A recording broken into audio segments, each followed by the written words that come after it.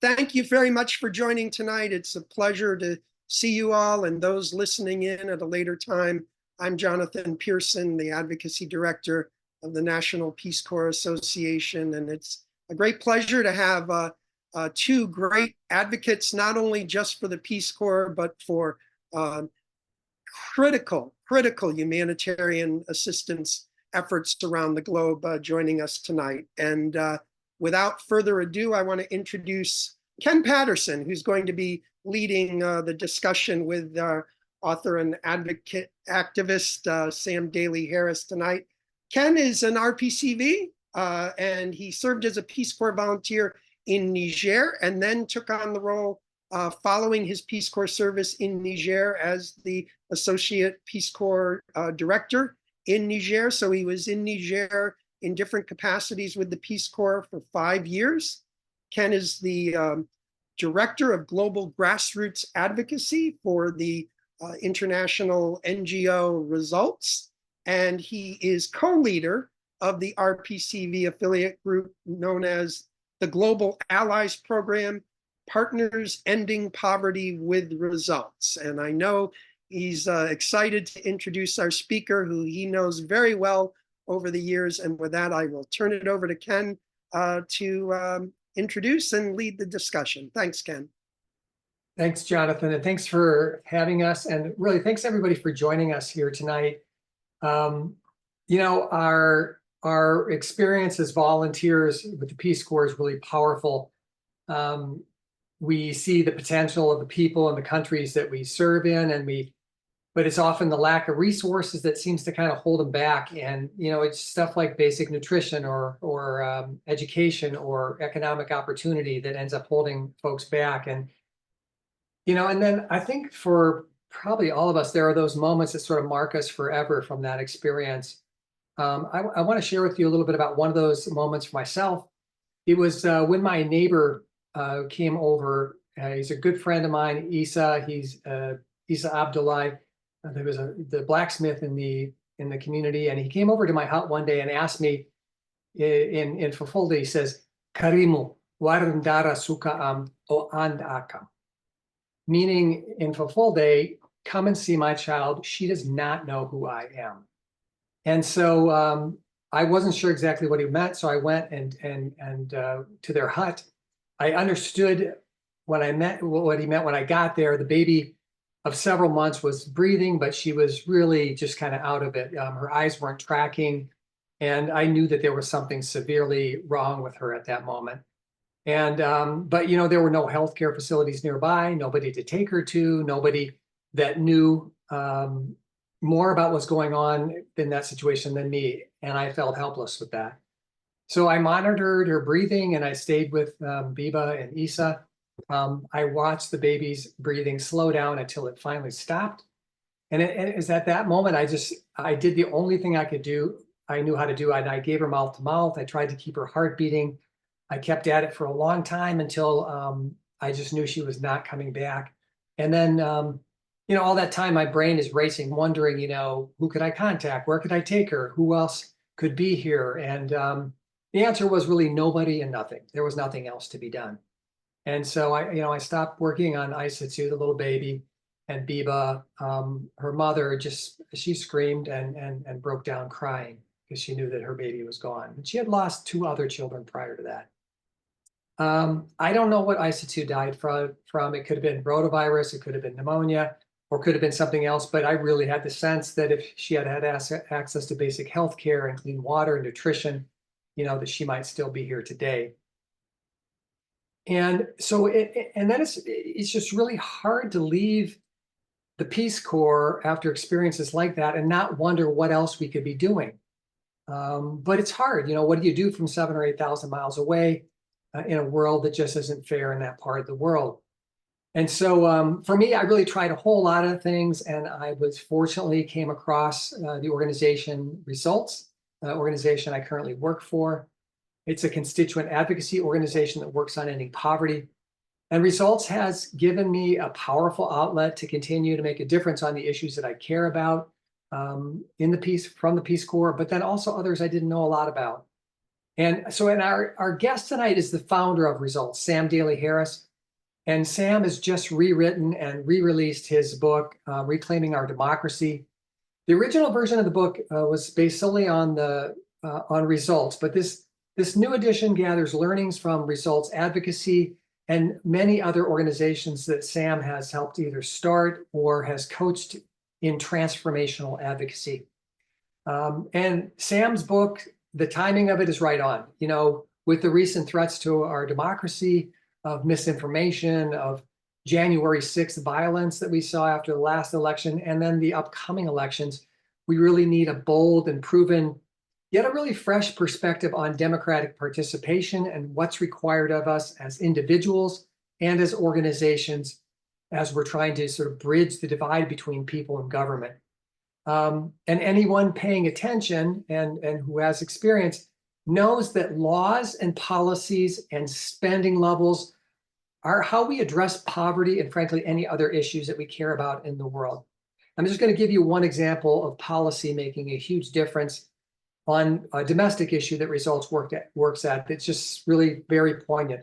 And that's the 2021 child tax credit. So the 2021 child tax credit, that version of the policy that year cut child poverty in half in our country and took child poverty in the United States to its lowest levels in history. But then we allowed that policy to expire at the end of 2021. And what happened? Child poverty doubled after that. That's just one policy. And so policy matters.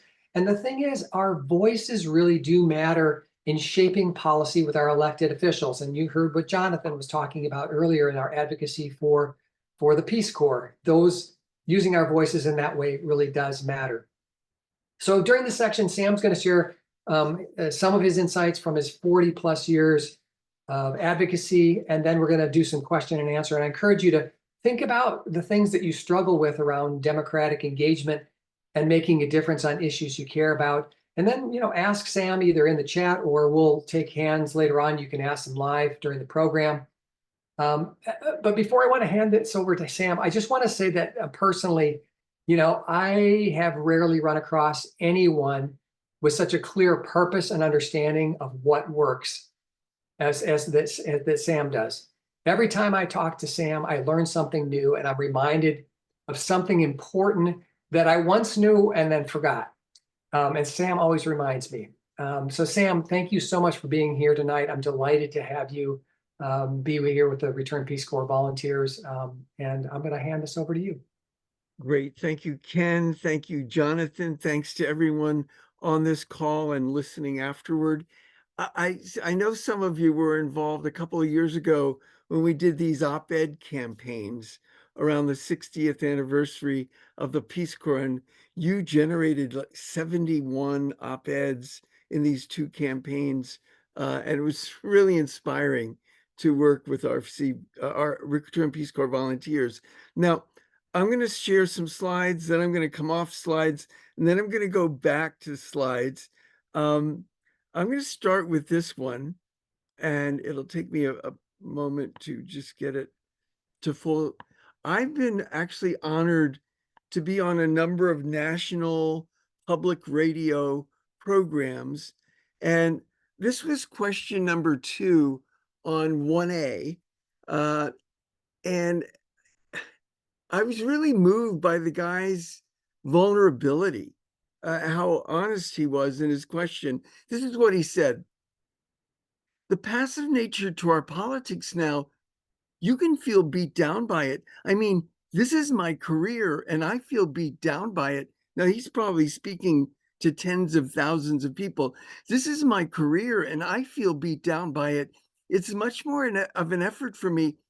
I don't participate in the same way others do because I'm a political journalist, but I do have to pay attention. It's a grind. It's a grind, Sam. I mean, I know you know that. What am I feeling? What's the way out of that? I'm not an activist, but you know what I'm saying. So this is a great question, and I think it's reflective of how many Americans feel.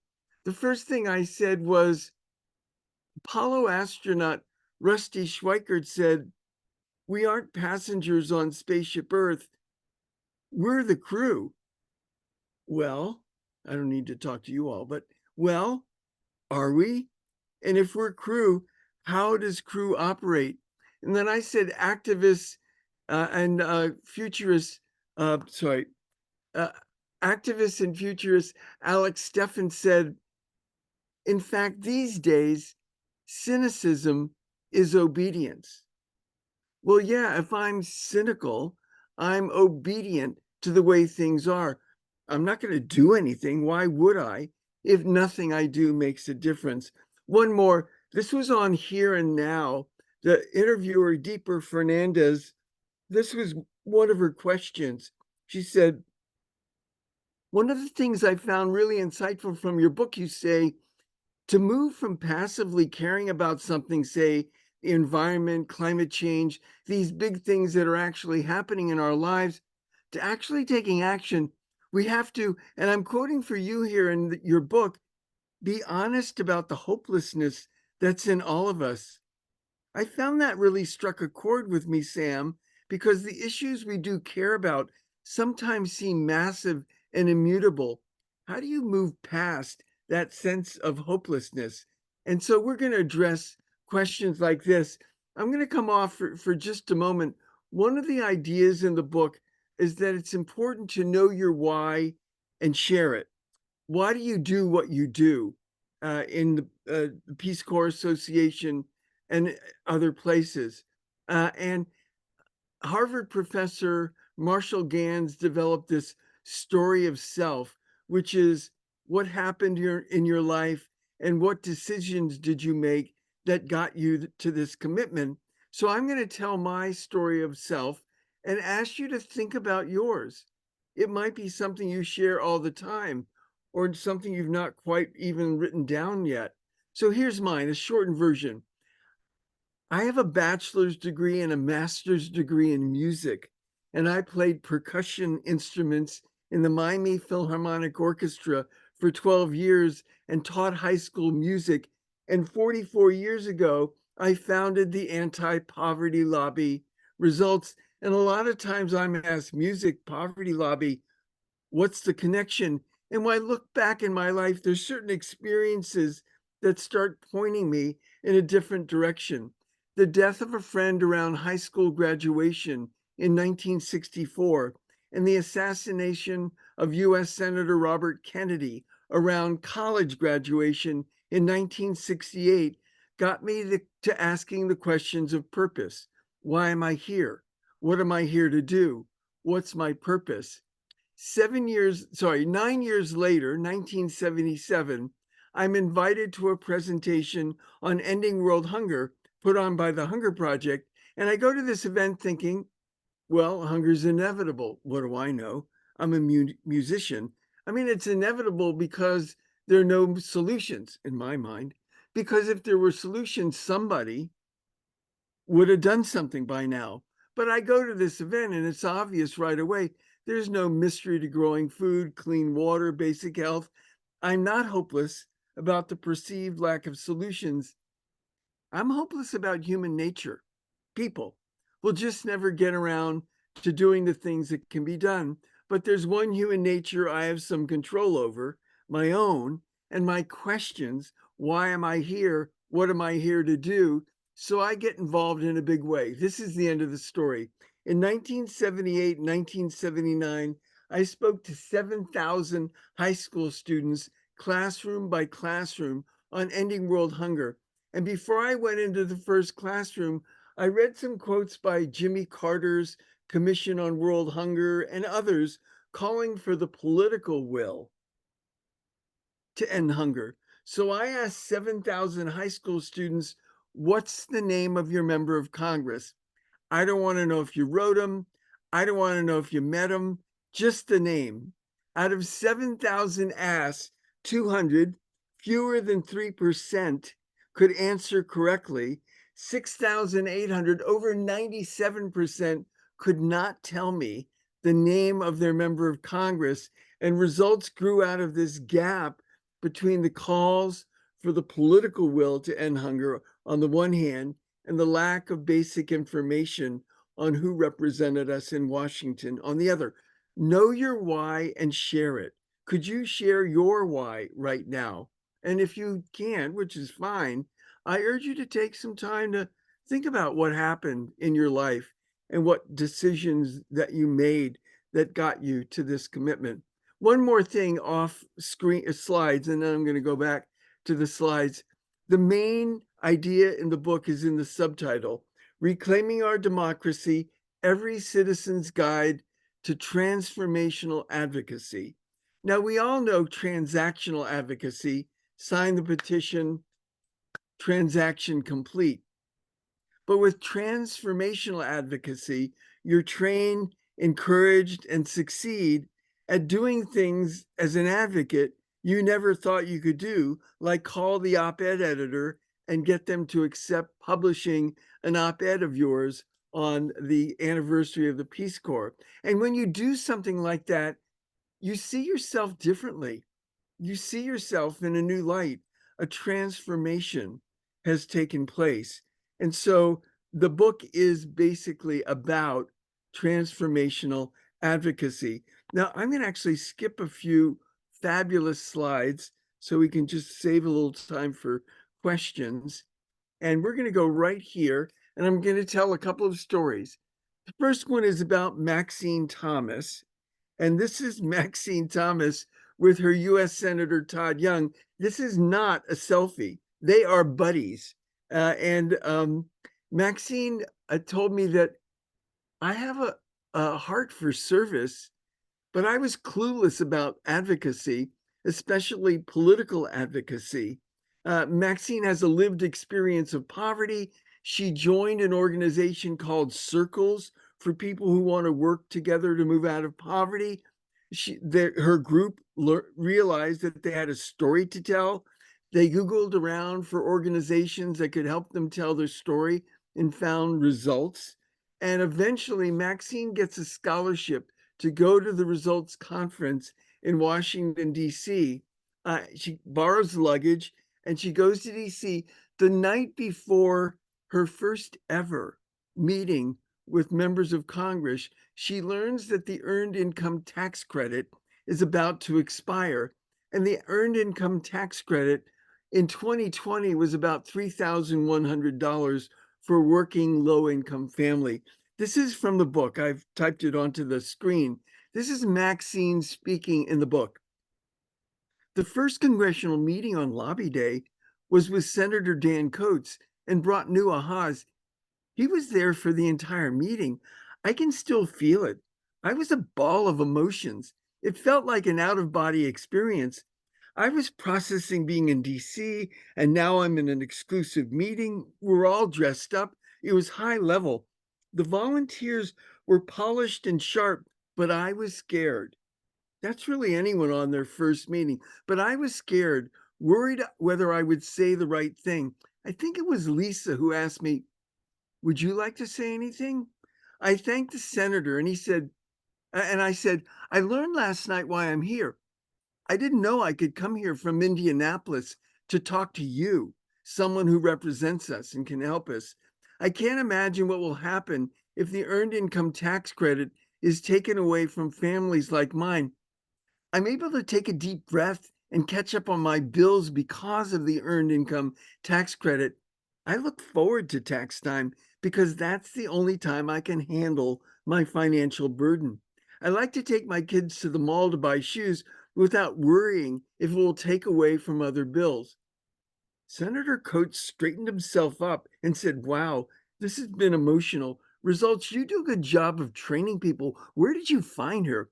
And then he thanked me. That was the year he retired. He was very connected, even though the Earned Income Tax Credit wasn't on his radar. He acknowledged my voice and thanked me for being there. After a full day of first ever meetings with members of Congress, Maxine said, "I was euphoric. I was on this high and felt I was part of something revolutionary." So euphoric is a far cry from hopeless and cynical. That's what transformational organizing advocacy is. How do you find an organization that's committed to delivering transformational advocacy. I urge folks to look for three things. One, recruitment and building community. Recruitment, they bring new people in, not just to build an e-blast list, but real people talking to real people and forming them into chapters. Recruitment and building community, like a monthly whole of organization webinar like this with guest speakers, Q&A, inspiration. So number one, the organization delivers recruitment and community building. Two, training. How do you get the meeting with a member of Congress? How do you plan for the meeting? What do you ask for in the meeting? How do you write a letter to the editor, etc.? Three, the organization encourages breakthroughs.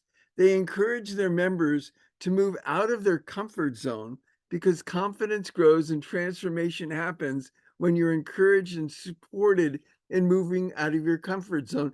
There's this drawing in the book, small circle labeled your comfort zone. And next to it is a much larger circle labeled where the magic happens. Next story.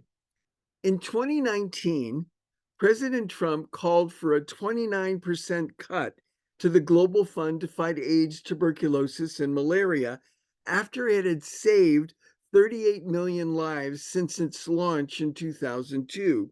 It was time for a Global Fund 3-year replenishment, and other countries would likely follow the US lead. Now, most people didn't know that President Trump called for a 29% cut to the Global Fund. And if they did, most people would throw up their hands. What can you do? You can't fight City Hall. The people I know roll up their sleeves and got to work. And they got hundreds of members of Congress, Democrats and Republicans, to co-sponsor resolutions in support of the Global Fund in the House and Senate, and sign letters to the Secretary of State, Mike Pompeo, and the top appropriators in the House and Senate. So what do these revolutionary volunteer advocates look like? Well, just go to gallery view on your screen right now, and you'll know what they look like. And they also look like Margaret Smith. This is Margaret Smith from Dallas, Texas, with her Senator Ted Cruz. She said, I learned in results that I hold Senator Cruz's hands with two hands, and I don't let go until I've finished my laser talk on the Global Fund to fight AIDS, tuberculosis, and malaria. That year was the first year Senator Cruz ever said yes to a results request, and he actually co-sponsored the Senate resolution on the Global Fund. Instead of President Trump's proposed 29% cut, 2 House Republicans and 2 House Democrats stood on a stage in Lyon, France, at the Global Fund replenishment and announced that the Congress would provide a 16% increase instead of a 29% cut, which was later signed into law. By 2022, the end of that new 3-year replenishment, the Global Fund partnership had saved 59 million lives since its inception in 2002. Now, I would normally read an excerpt. I'm just going to tell you about it. I read this excerpt from Race Against Time, Searching for Hope in AIDS-Ravaged Africa. A book was compiled from lectures that Stephen Lewis did in Canada in 2005. Stephen Lewis was UN Secretary General's special envoy for AIDS in Africa. And this excerpt that I would read is where he joins Gracia Michel, the wife of the late Nelson Mandela, in visiting a sibling-headed household where the parents had both died of AIDS and there were no other relatives to take care of them. And the household was headed by the oldest sibling, in this case, the 14-year-old daughter. That's why people like Margaret Smith lobby on things like the Global Fund to fight AIDS, tuberculosis, and malaria, the 59 million lives saved, but also the individual people like the sibling-headed household back in 2005. Last story. This is a story of Ellie Sparks. This is Ellie Sparks. When she told this story, she was a volunteer with Citizens Climate Lobby. Now she's on staff. She said, before I joined CCL, I was suffering from climate trauma. I would read Bill McKibben's book, Earth, and I would weep at home and I would weep at work. And then I joined CCL, and 18 months later, I was co-leading a workshop on generating relationships with members of Congress and editorial writers. Our executive director used to say, we're betting the farm on relationships. Now go get a relationship with your member of Congress and editorial writers. And I thought, well, how do you build a relationship with your member of Congress? And what does a relationship with an editorial writer look like? Some in the organization use the model of a work relationship. This is Ellie from the book, Ellie speaking. She said, my relationship model is different. I adore romantic relationships, so I use romance as my model. That first meeting with the editorial writer, it's like a blind date, only you've decided beforehand you're going to marry this fellow. You're going to be sweet and interesting, but not too intense. If it doesn't work out with the editor, you're going to marry one of his friends at the newspaper, business editor, environment writer, city editor. Someone at this paper will find you interesting and compelling. It's just a matter of being persistent until you find the right connection. I see the relationship with a member of Congress as an arranged marriage. If you live in her district, the member's aide has to meet with you. That's what our congressperson's ledge director told us in January. She's now in August, 8 months later. Since January, we've met 5 times with the legislative director in 8 months. We schedule 45-minute meetings. He keeps us well over an hour. He doesn't want us to leave. Why? Because a good arranged marriage starts out cold and slowly heats up. That's different than a love match, which starts out hot and slowly cools down. And then Ellie shared the essence of transformational advocacy. She said, during our conference, I met with 20 congressional offices over 4 days. I met with many folks whose view of the world was very different than mine. Going into their offices was hard. I had to let go of a lot of emotional baggage. I could no longer judge them or hold hostility in my heart toward them. I had to let go of my fear of climate change and my fear that they wouldn't listen to me. I had to center myself in love. Releasing fear and centering in love, this is sacred and profound work. End of quote. Who thinks about advocacy as being sacred and profound? Obviously, it can be that if you find the right organization and open yourself up to it. I'm going to skip on ahead and close with this quote. I'm going to read it twice. I'm going to put the book link in the chat if you'd like to get a copy. And if you're interested in having me do a book talk with a group that you work with, you can also write me about that. This is from George Bernard Shaw's Man and Superman. This is the true joy in life, the being used for a purpose, recognized by yourself as a mighty one, the being a force of nature, instead of a selfish, feverish little clod of ailments and grievances, complaining that the world will not devote itself to making you happy. I am of the opinion that my life belongs to the whole community, and it is my privilege to do for it whatever I can. This is Peace Corps. I want to be thoroughly used up when I die. For the harder I work, the more I live. I rejoice in life for its own sake. Life is no brief candle to me. It is a sort of splendid torch, which I've got a hold of for the moment, and I want to make it burn as brightly as possible before handing it on to future generations. One more time. This is the true joy in life, the being used for a purpose, recognized by yourself as a mighty one, the being a force of nature, instead of a selfish, feverish little clod of ailments and grievances, complaining that the world will not devote itself to making you happy. I am of the opinion that my life belongs to the whole community, and it is my privilege to do for it whatever I can. I want to be thoroughly used up when I die, for the harder I work, the more I live. I rejoice in life for its own sake. Life is no brief candle to me. It is a sort of splendid torch which I've got hold of for the moment, and I want to make it burn as brightly as possible before handing it on to future generations. Thank you for your work. Thank you for your service in the Peace Corps. Thank you for your work with Jonathan. And it's been an honor to talk with you. And we're going to go to questions right now. Okay. And I'm going to. That's great, Sam. Great. And yeah, here's the link to the book if you want to find out more about it and connect with me and or get a copy of Reclaiming Our Democracy. So Ken, I would prefer it if people would come off of mute and ask their question. So people could just raise their hand or do their electronic hand. Go ahead, Darcy.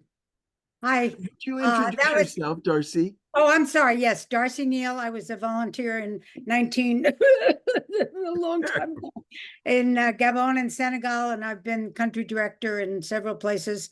And I'm now working with the Peace Corps Community for Refugees.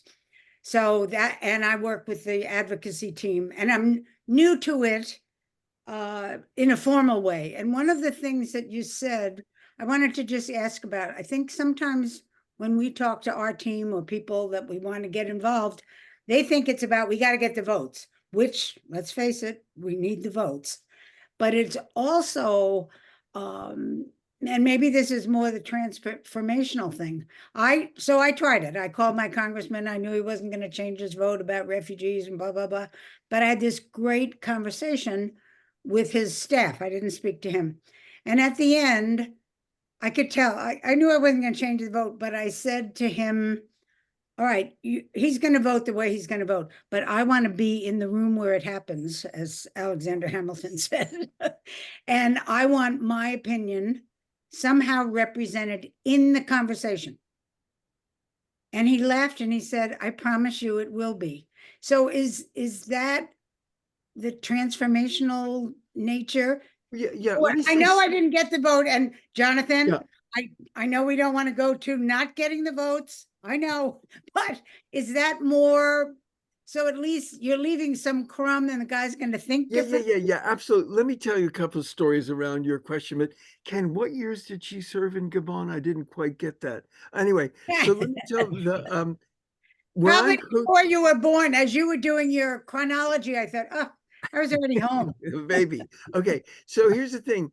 When I'm coaching a group that's meeting with a member of Congress who opposes their bill, I have them ask 3 questions. Question number 1, we know you don't support this bill. What would it take to change your mind? Now you're listening for assignments, so I'm going to tell a story in a moment. Question number 1, we know you don't support the bill. What would it take to change your mind? 2, could you say more about that? 3, why do you think that is? And I'm thinking about a fellow from Pennsylvania, and he wanted to help start a House Climate Solutions Caucus in South Florida because there were a number of Republicans and Democrats, and South Florida was affected by climate change and sea level rise. And he met with a member of Congress and he said, I know you don't support this. What would it take to change your mind? And the congressperson said, well, if you could get the chambers of commerce on board. And he did. He came back with letters from the Miami Beach, Coral Gables, North Miami chambers of commerce, and the congressman said, well, if you could get the mayors on board. And he did. He came back with letters from the mayors of Miami Beach, Coral Gables, and he eventually became the lead Republican and with a lead Democrat on the House Climate Solutions Caucus. So I want to kind of, what do I want to say? I want to lobby for not so much getting the vote, which we want, but getting a relationship with the member of Congress. And we're building toward that.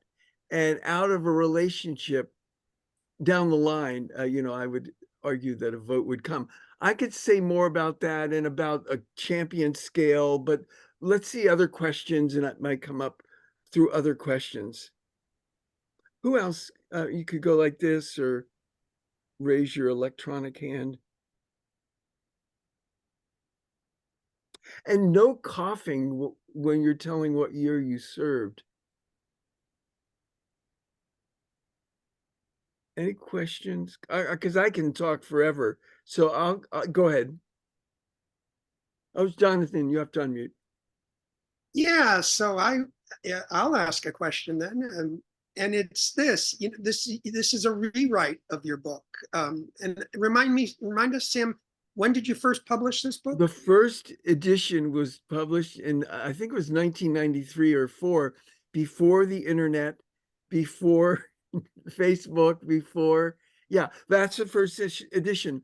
The most recent previous edition, I removed 12 chapters from that edition and put in 7 new chapters and sections and completely rewrote the activist handbook chapters, which are about 4 chapters in the book. So it's significantly rewritten and updated since that time. I'm going to tell a quick story, and you can come back if you had a question. The guy who asked, I know you don't support this, what would it take to change your mind? When he was a lone wolf operating on his own without an organization, he was upset that the Waxman-Markey bill was essentially killed in the Senate by a procedural vote. And he decided to deliver letters to every Senate office. And he walked into one, it was actually signed by 300 or 400 names that he'd collected on his own. And he walked into one office and he gave them the letter, and he walked out into the hall and realized he'd given them the wrong letter. So he walked back in the office and said, I gave you the wrong letter. Here's the right one. Could you give me that one back? And the aide had to fish it out of the trash can, because in that short moment with it walking into the hall. Now, most normal people would have given up by then, but this is the guy who went on to ask, what would it take to change your mind? I'm sorry, Jonathan, did you have follow-up to the how old is this book? Yeah, I think where I was going with that question, and you led into it really well, and I'll ask it this way: what maybe surprised you as you started doing the rewrite? What surprised you the most, either as kind of the rules when you first wrote this book that you might say have changed the most, or the rules or the ideas that have just continued to hold true? What was your biggest surprise? Yeah, I'm not sure it's going to be a surprise. I'm going to give you some numbers. Well, gosh, I've got numbers. Well, I'll give you these numbers, not these ones over here. Over here, independent sector did a survey last year and found that 31% of nonprofits had been doing advocacy or lobbying in the last 5 years, 31%. And that was less than half of 20 years ago. So one thing is like, there's less advocacy going on, but wait, it gets worse. The Congressional Management Foundation surveyed advocacy professionals, and they asked them, what's your primary tactic? And 79% of advocacy professionals said an email form letter, give me your zip code and your name and I'll send a letter for you. 79% of advocacy professionals said an email form letter was their main tactic. But only 3% of congressional staff said email form letters made a very big difference. Wait, but 94% of congressional staff said that in-person constituent meetings on an issue either made some or a lot of difference, 94%. So what shocked me is the fewer groups doing advocacy and more groups doing tepid, ineffectual advocacy kind of thing. And what stayed the same is relationships matter. Relationships matter. And I'm going to say one other thing that's kind of for me, an aha in the book is like, okay, so you just said all these numbers. Well, why is it like that? Or why don't more organizations do transformational advocacy? And my answer is the fear of staff of making big asks of volunteers. In other words, when I coach a group, then we're going to start chapters. The chapter starts with a 4-part new group training, 90 minutes every week for 4 weeks. And so like, if I'm a new staffer and we're launching the first chapter and there are 20 people in the room, I'm thinking, nobody's going to agree to start with a 4-part new group training. So we water down the ask. We ask something little and we get something little. And I'll give you an example of why it matters to make a big ask. I was coaching a guy, this is about 2 years ago. It was the first ever national conference call for this group. And his chapter was 2 or 3 months old. And their focus was removing carbon from the atmosphere, not just putting less up, but removing the carbon that's already up there. And he said to me, we're 2 or 3 months old. We've already met with 4 state legislators, 2 state reps and 2 state senators. And one of the reps is chair of the Committee on Environment and Energy. And he asked our brand new chapter to do a briefing for his committee staff and him, because he knew a lot about climate change, but he hardly had heard of carbon dioxide removal. And I said, well, wait a minute. You've had 4 meetings in 2 or 3 months. Had you ever met with an elected official before? No. I said, had you ever written? He said, I'd never written, called, or met with an elected official before. I said, put that in your talk, because if you don't let people know you were a beginner, they're going to think he's an expert. I'm not an expert. He could do it. I couldn't do it. But it mattered that they had the 4-part new group training. They learned how to get the meeting. They learned what to ask for. They learned how to plan for the meeting. So it's an example of that. So yeah, I don't know if I was surprised to realize that for me, it's the fear of making big asks of volunteers that leaves us with very little transformational advocacy. Because transformational advocacy is a deeper thing, and you have to ask for deeper things to get a deeper thing. Okay, who else? Question?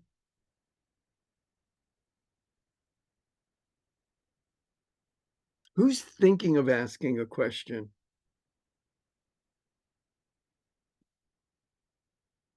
Is that Stuart coming on? Can you unmute yourself? You're muted. I don't know. There you are. Okay, I'm Stuart, Stuart where are you? Moskowitz, volunteer of Ecuador, 67 to 69. I'm getting close to 80. So anyway, and my history of advocacy early in my life is more about professional development. I'm in the mental health field. I eventually became licensed, and we had to go to the legislature and get licensed. But that was my primary advocacy. But I'm thinking about my own group. I moved to Columbus, Ohio 4 years ago, and I'm now the legislative advocate. I've part of the Jonathan's group. And, I've been working with one other person, but in terms of your ideas, in terms of how do I address our association to be more involved? Obviously we're a loose-knit people. We're all volunteers, former volunteers. And I just thought some ideas about how you go about, and again, I'm new. I'm not from this area. I spent most of my life in Massachusetts. So I just wanted some thoughts about it. I know I might buy your book or something like that, because there's some things in it that I've used in my own life, in my career, working with people, and in the behavioral health area. But anyway, so here's an association of a couple hundred people, maybe about 50 people who are pretty active, get together, and we've done a number of things. I've been impressed about what we've done, but is there anything that we could step up in terms of more Yeah. legislative Let me ask you questions. advocacy? So how Right long now, have I have two people, me and my other person I'll finish this up. There are just two people who have been involved, and maybe about three others that are peripheral, but that's my question. and do you have like one representative, or does Columbus have Oh, two? Columbus we have three legislative, at least three people. Mine is in Dublin. So Mike Carey is mine, and I know all the legislative people. I know, and we've done Okay. some things. Let me ask And a question. but anyway, go ahead. I'm finished. Have you and or any of your team members gone with you and met face to face with Yeah. the representative himself Yes. or herself? No, you always get at least from my experiences, other than if you testify, before a committee, which I did when I was doing my professional development.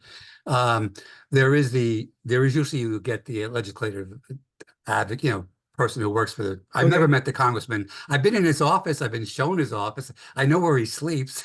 Okay. Yeah. That's how far I got into the office. Okay. So, and your Anyway, senators, have you met with the aides to both senators? But yeah, never... I went to Washington. Well, we met in Columbus. I met with Senator Vance, who is our senator. We'll hold our breaths. So Senator Vance and Senator Brown is obviously on board, and he's not really a big issue. I mean, so anyway, we have met with I've been to Washington. I've also met with the aide in the office of Vance. Okay, great. So I would urge you to consider setting a goal of meeting with the representative and eventually, frankly, the senators themselves. Would you say that you meet with the the representative staff once a year, or maybe twice a year? Or well, we've done it twice. Once we just we did what we call he called flyby, my coworker. Yeah. Where we just show up, and that actually was very, very my bottom line is I would urge you to consider setting a goal of meeting with the representative themselves, and alerting your team that that's a goal, and we may have to meet with the aide first, and hopefully a month or two or three after that we meet the rep, and who would like to play this with us. And we're going to have a couple of planning meetings, because we're not going to go in and wing it. Sure. We're going to know what's our ask, Jonathan, and who's going to make it, and do we have a 2-minute Peace Corps video we want to share, or just sharing one or two of our personal stories of our time in the Peace Corps, etc. But just as I said, the fear of staff of making big asks of volunteers, there's actually the fear of volunteers of making big asks of volunteers. And so, I would urge you to consider playing that one out, with the goal of not getting a meeting with your rep, but building a relationship with your rep. And I'm going to go to another thing, that's why bother. And that's because, did JD Vance sign the letter, Jonathan?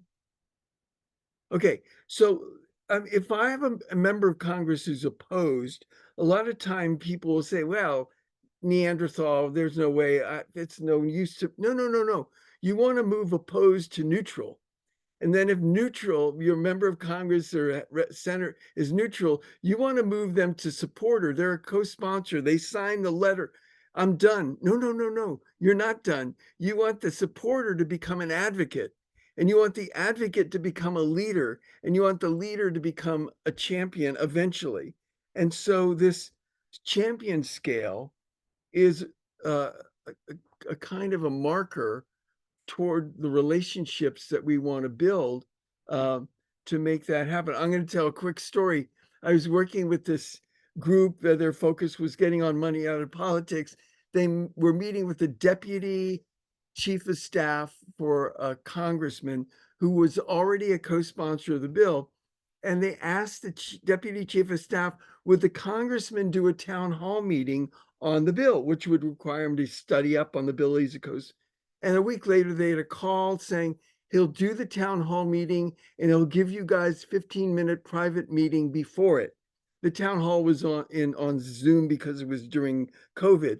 So they do the 15-minute meeting with the congressman and they thank him for doing the town hall in a few minutes. And they ask if he would sign an op-ed to be published on Constitution Day around getting money out of politics.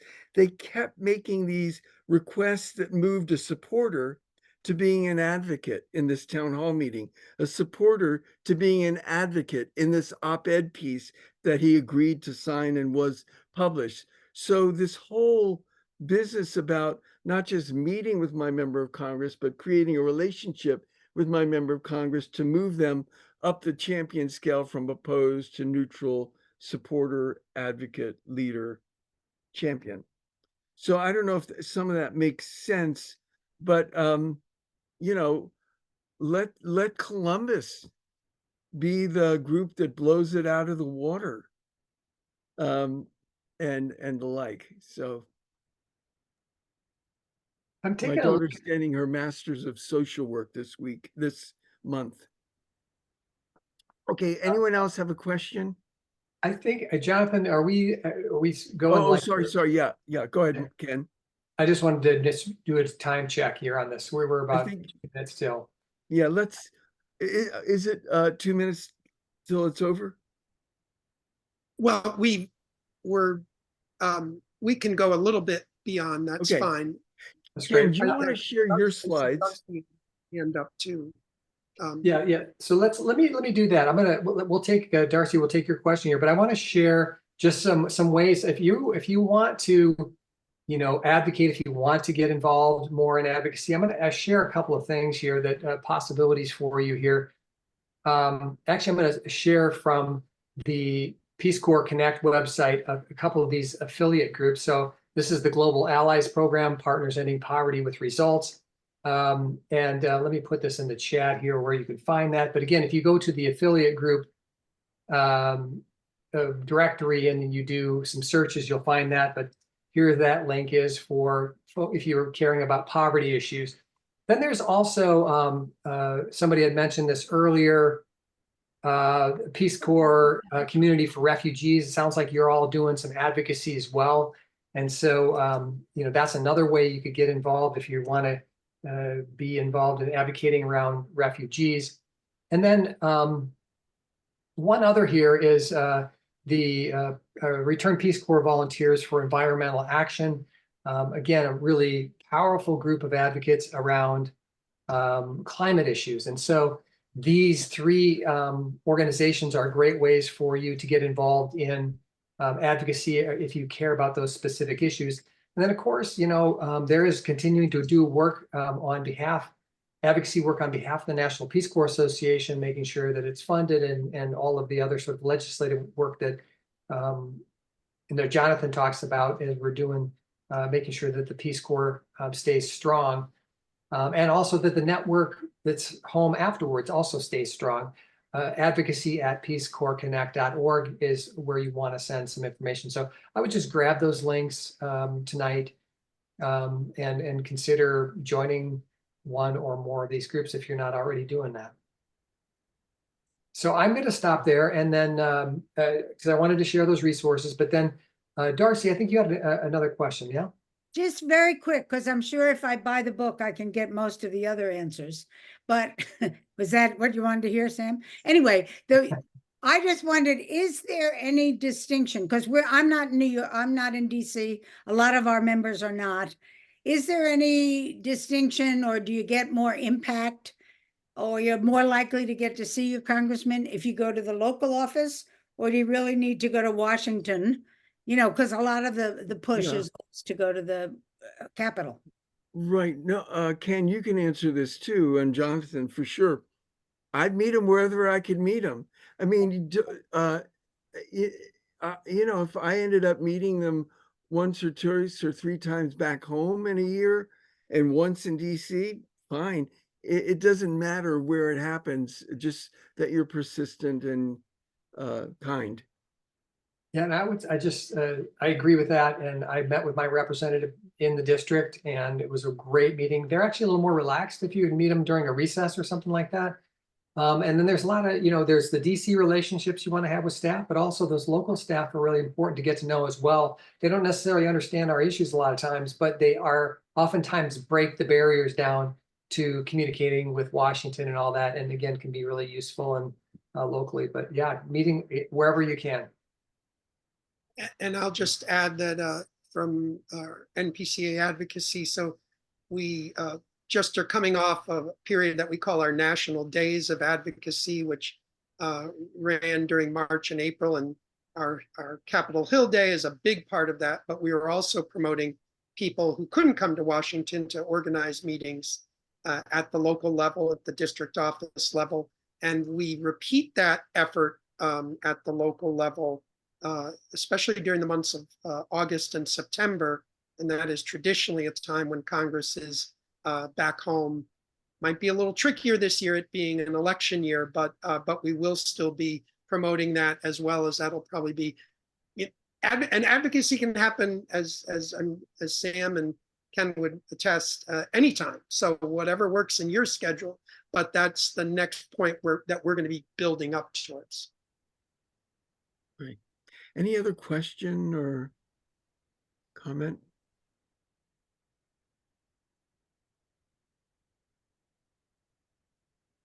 Did everyone have fun?